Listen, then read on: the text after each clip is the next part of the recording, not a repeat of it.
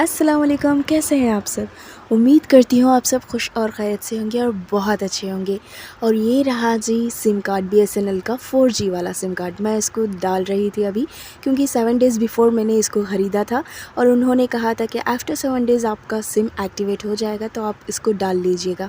तो मैं यहाँ पर डाल ली और मैं फिर आ गई थी अब्बा के घर, क्योंकि मुझे बहुत सारी चीज़ों पे काम करना है, यहाँ से चीज़ें शिफ्ट करनी है। और ये आ गई थी पूरन वाली, और यहाँ से हम लोग पूरन लेके खा रहे थे। ये आखिरी था मेरे मायके के घर का। ये अभी यहाँ पर फ़ैन निकाल रहे थे भैया आकर, और यहाँ देखिए फ़ैन वहाँ भी निकालना था।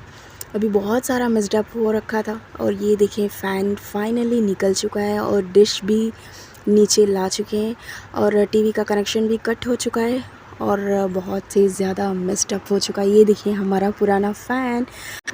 ये आज के ज़माने में बहुत बढ़िया वाला फ़ैन है, क्योंकि फ़ैन वाले भैया निकाल रहे थे ना फ़ैन, तब वो कह रहे थे कि अगर आप इस फ़ैन को देना चाहते हैं तो मुझे दे दें, ये बहुत हवा चलती है, इसमें बहुत बढ़िया सी हवा आती है।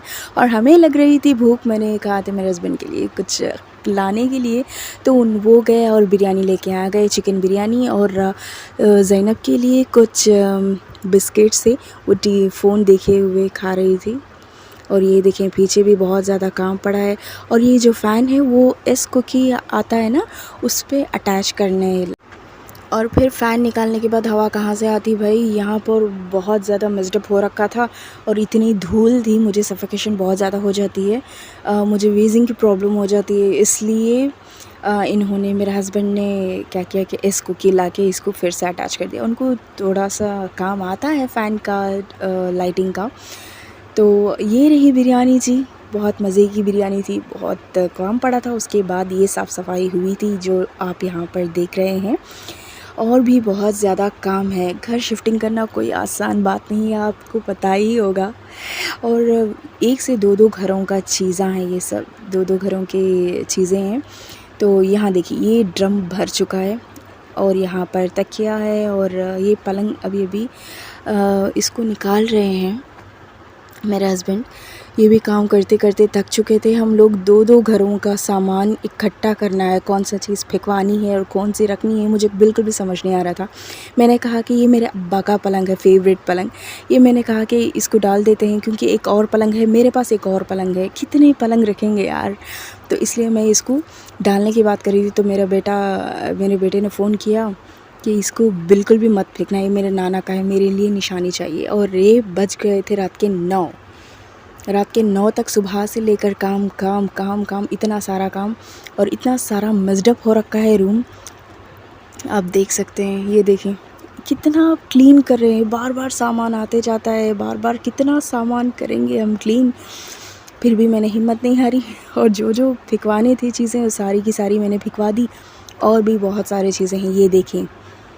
और ये रहा डायपर, जब मेरी अम्मी बीमार हुई थी ना, तो उनके लिए डायपर्स रखे जाते थे, और ये भी यहाँ पर अब्बा ने संभाल के रखा है। उनकी बीवी की इतनी याद आती थी, उनको बहुत ज़्यादा प्यार करते थे, दोनों में बहुत प्यार था, और उम्र का भी बहुत ज़्यादा फ़र्क था। बड़े छोटे बहुत ज़्यादा थे, वो दोनों 10 साल के आसपास थे। और ये देखें, ये दो हम मेरी अम्मी का जो बॉक्स है ना, वो भी उठाना था। और ये देखें हांडी क्या है इसको बोलते हैं, लोटा। हाँ जी, लोटे के अंदर लोटा है, देखो। और ये रहा अब्बा का स्टेक, और ये कुछ चीज़ें थे जो हमें काम आ रही थी फ़ैन निकालने के दौरान। और ये जो डिक्शनरी आप देख रहे हैं, मेरे 8th क्लास में डिक्शनरी मैंने लिया था 25 रुपीज़ में। ये आज तक भी मेरे अब्बा ने संभाल के रखा है। मेरे अब्बा और मेरी अम्मी दोनों बहुत पुरानी चीज़ें ना बहुत कीमती समझ कर संभाल कर रखते हैं। और ये देखें, वज़ू करने के लिए मेरी अम्मी लेके आई थी ये बहुत ही खूबसूरत और बहुत ही छोटा है। अब ये कहाँ है मुझे नहीं पता, अब इसके बाद कहाँ जाने वाला है ये भी मुझे नहीं पता है, क्योंकि बहुत क्लीन करना अभी बाकी है। और ये जो चेन आप देख रहे हैं ना, मैं खींच के इसके निकाल रही हूँ, वो निकल नहीं रहा था। ये हम लोग जब 8th स्टैंडर्ड में मैं थी, तब अजमेर शरीफ गए थे, वहाँ बैग को लॉक करने के लिए ये की चेन लिया गया था। कम से कम 15 साल तो हो ही चुका होगा, 15 साल का। आप समझ रहे होंगे मेरे घर में कितनी पुरानी ज़माने की चीज़ें हैं, और बहुत सेफली हैंडल करते हैं मेरे पेरेंट्स इसको, और अल्लाह करे मैं भी ऐसे ही करूं। और यहाँ का पलंग का जो नट्स थे वो निकल चुके थे। और ये किचन की हालत थी, आप देख सकते हैं यहाँ से वहाँ तक जो कुछ भी इसमें सामान था मैंने निकाल लिया था, और बचा खुचा जो भी सामान था मैंने इसको इकट्ठा करके रख दिया है, ये आप देख लीजिए। और ये देखें बहुत ही गंदा और घटिया पानी है, इसके अंदर भी मैंने यहाँ का सारा किचन का सामान जो है इसके अंदर ठूस दिया था। ये देखें कितना सामान निकलता है, पता ही नहीं चलता। फिर मैं सामान बिल्कुल भी नहीं लेती हूँ, कभी कभार ही लेती हूँ मैं। और ये देखें पुरानी यादें हैं, ये जो वीडियो है ना मेरे लिए बहुत प्रीशियस है, बहुत मैटर करता है, बहुत मायने रखता है, क्योंकि मेरे मायके के लास्ट वीडियो है ये। होप आपको भी अच्छा लगे ये वीडियो।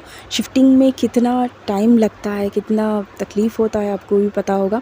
और ये देखिए इसमें ब्रश, पेस्ट और ऑयल वगैरह रखा है मैंने, बहुत चीज़ें हैं, सामान भी है इसमें, किचन टूल्स भी हैं और हमारे कपड़े भी उसके अंदर है। ये देखें थोड़ा सा तो क्लीनिंग हो गया है, अभी क्लीनिंग होना बाकी है।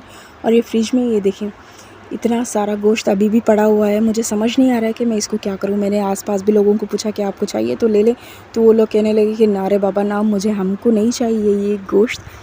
और ये अगले दिन का सीन है, दूसरे दिन दोपहर का टाइम है, हमें फिर से भूख लग गई थी मेरे हस्बैंड और मुझे फिर से बिरयानी ही खानी थी, क्योंकि मैं जो एरिया में रहती हूँ वहाँ की बिरयानी एकदम बढ़िया रहती है, वो भी चिकन बिरयानी मुझे बहुत ज़्यादा पसंद था। ये एक दिन बिफ़ोर मैं मेरे रिलेटिव के घर गई थी और उन्होंने मुझे मेहंदी लगाई थी। और ये जला हुआ गोश्त तो मुझे बेहद पसंद आता है यार, आपको कैसा लगता है गोश्त मुझे कमेंट बॉक्स में ज़रूर से बताना। और ये धागे आप जानते होंगे इस धागे को, इस थ्रेड को, क्योंकि ये शू सीने वाला थ्रेड होता है। मैं भी शू सीती थी पहले जब मैं अनपढ़ थी, क्योंकि मेरी मदर कहा करती थी कि आपके अंदर एक हुनर होना चाहिए। वो मुझे 7th में ही स्टिचिंग करने के लिए भेज दिया था उन्होंने।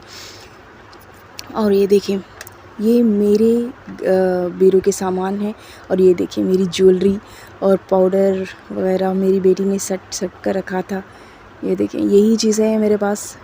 और ये कपड़े हैं, और इसके अंदर भी बहुत सारे कपड़े हैं। ये देखिए छोटा सा टाई है, और इतने भी बहुत सारे कपड़े हैं। इसको कैसे क्लीन किया जाए मुझे कुछ समझ नहीं आ रहा था। और ये मुझे मिला रोज़ वाटर, फिर भी मैंने उसको वहीं पर पटक दिया। मेरा दिमाग काफ़ी ख़राब हो चुका था, कपड़े देख देख कर, चीज़ें देख देख कर मुझे मन कर रहा था कि मैं यहाँ से कब भागूँ। और ये देखिए ज़ैनब जहाँ भी चीज़ें मिल जाती है उसमें बैठ जाती है।